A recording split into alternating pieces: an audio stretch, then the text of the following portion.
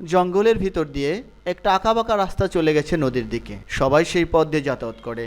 সেই পথের ধারে লুকিয়ে থাকে এক দুষ্টু শিয়াল, নাম তার ছিনতাইকারী শিয়াল। পকেটের যে অবস্থা, তাতে ছিনতাই করা ছাড়া আর উপায় নাই। কিসের শব্দ? মনে হচ্ছে কেউ আসছে। আজকে একে দিয়েই শুরু করি।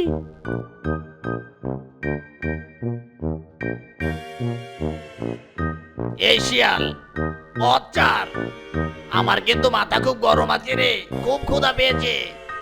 ও মামা, থামো থামো, জঙ্গলের টোল দিতে হবে, নইলে পার হতেই পারবে না। টোল? কিসের টোল? আগে রাস্তা ছাড়, নইলে কিন্তু এখনই খেয়ে ফেলবো তোকে। এটা আমার রাস্তা, তোমার কাছে যা আছে বের করো।